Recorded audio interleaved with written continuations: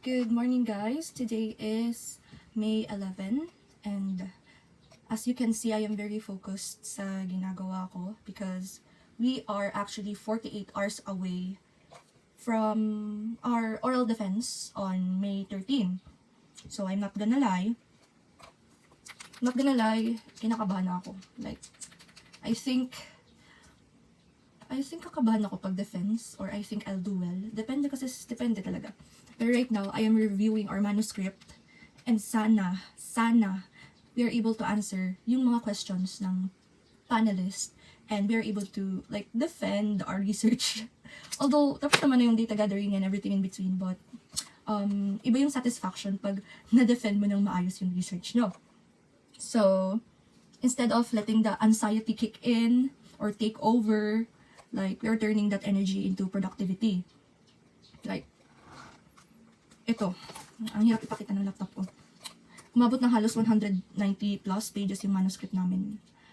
And sobrang gastos pala guys, maging 4th year student. And yung babayaran mo sa research, thesis advisor. Hindi ko na maalagaan ang sarili ko. Sakit-sakit ng ulo ko, but let's just keep on going and fight. Kasi huling kembot naman na to. Pero may defense din kami. I mean, may reporting pa kami sa narrative namin. Like, ikikwento mo yung internship journey mo. And I think, kakayanin ko naman, although mag-isa ako dun, wala akong kagrupo. Kakayanin ko. I know. Manifest. I'll see you guys pag success ang research. Ay, hindi! Isama ko kayo mag-get ready with me sa research. I mean, I'll actually make sure that I look pretty good pag nag-defense. Like, effort tayo sa corporate attire. Tapos mag-makeup tayo para aura-aura tayo dun sa defense. And I want to take nice pictures paka-defense. Either good or bad yung magiging results. Pero let's be positive guys na magiging okay yung outcome ng defense. Pero i-ready ko na din mamaya yung damit ko sa defense para ma-plancha na ni mama since hindi ako marunong mag-plancha. And ayokong minamadali yung mga bagay-bagay. Like, yeah. Wait pa guys, isasama ko kayo sa sa graduation photoshoot ko. Nag-graduate ako. Isasama ko kamo guys sa graduation photoshoot ko wherein I will be taking pictures then and videos kasi bihira lang talaga tayo graduate, diba? And let's make sure na maganda yung magiging outcome ng pictures. And I am actually practicing kung paano yung smile ko sa photoshoot. Kasi I am planning na yung hair ko, magpapa-hair extensions ako na paganito. Tapos, since para, yun, yung toga pictures na nakaganon. Tapos yung isang hair na nandito, dito. Tapos di ko alam kung paano yung smile ko. Di ko see. Ganyan. Ay, yung may ngipin. Depende.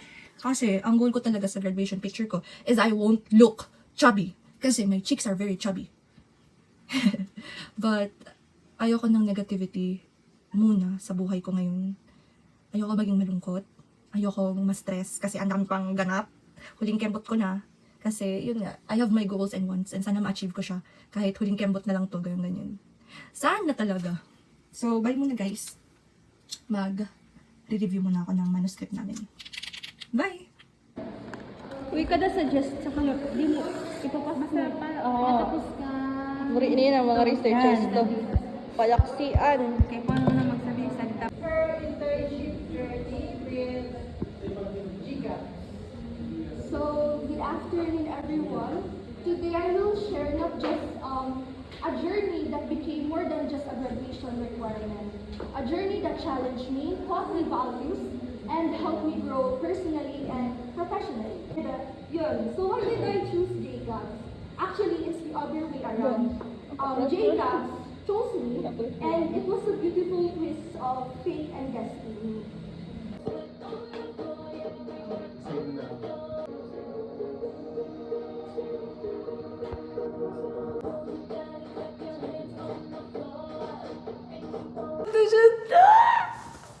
Gagi, kagila yun ang tijanda.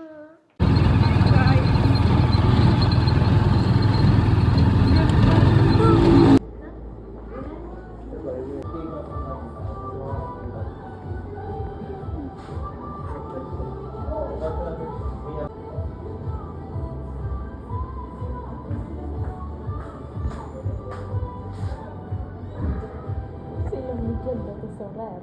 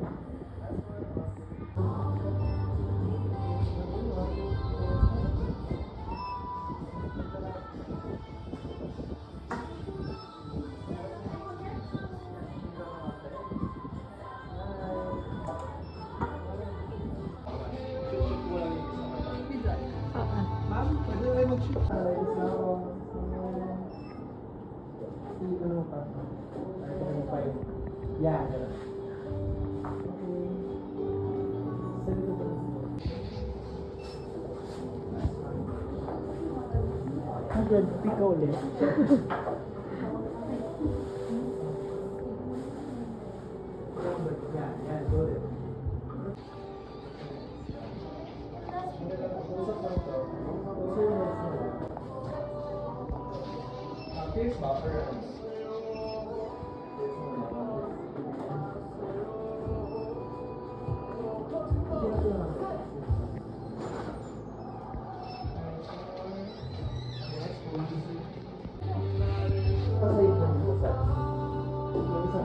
Parang para yan.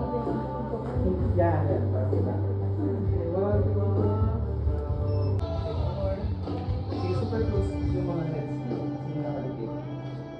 Okay, good. Pierce lang muna. Pierce lang. And smiling. Sige, isang baki na. One more baki. Then, isang pierce lang. Pierce. Okay, good.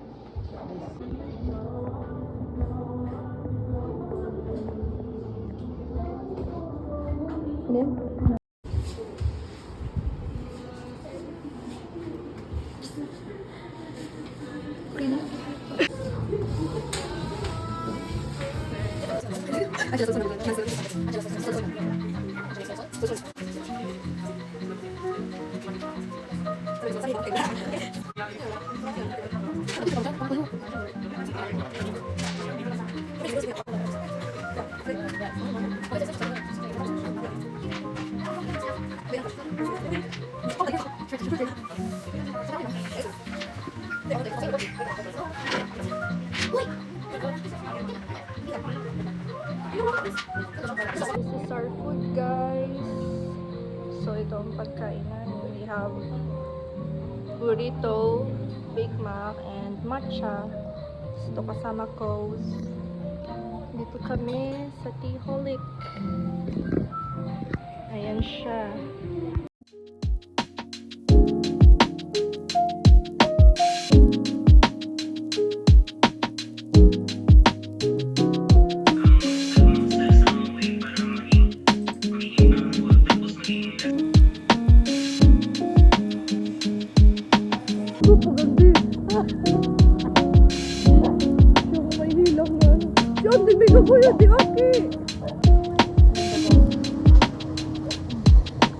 Buksan ni Daddy. Sa yung higop niya sana.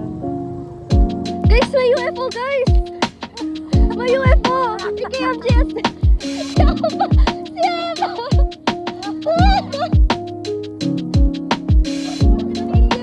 Guys, may ano?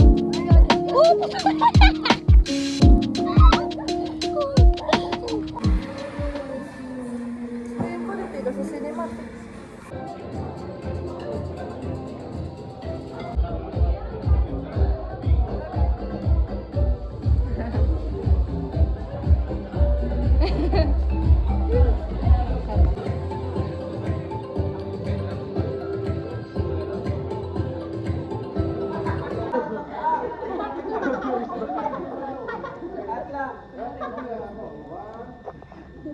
Ating review sa ating gabitan.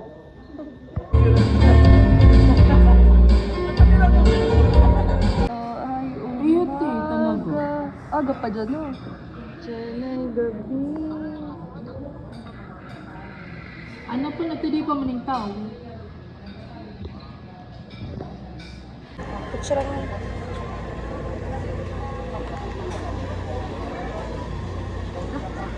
It represents the hope and resilience of Panamanians. Please, Lord.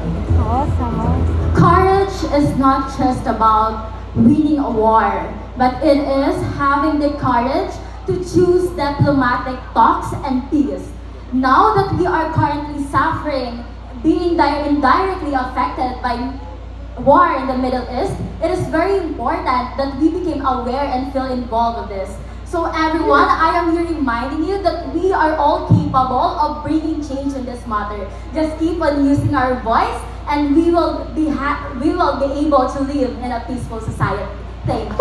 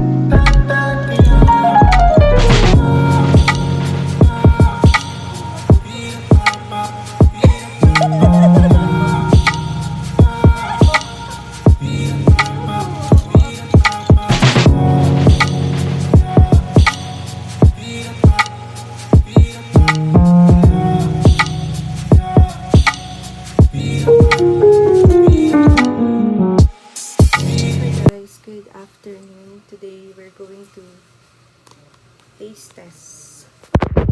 Mama na mochi pistachio crunch sa Contis. Actually, dalawa siya. Pero, I'm going to give one to my mom kasi siya yung bumili nito. And I just wanted to taste talaga. Ito.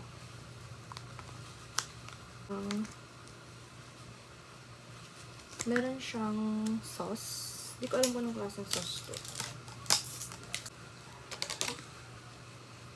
Ay, yep.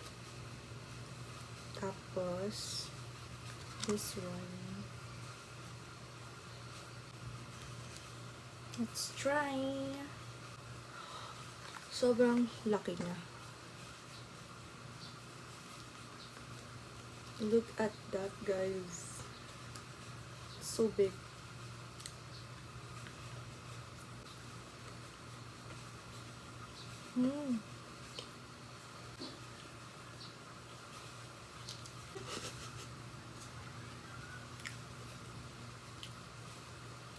May sauce.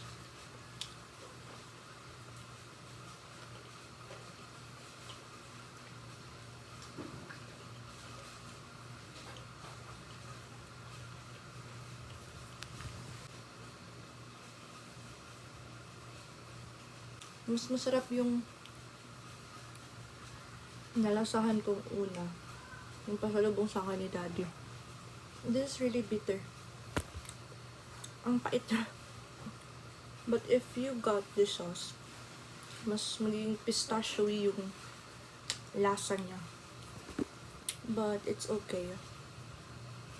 It's actually good. Siguro ganito talaga yung totoong lasa ng Dubai Chewy.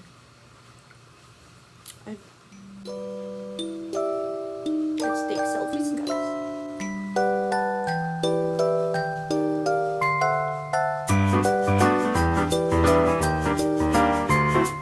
One day we'll set away bell sounds to kiss a girl.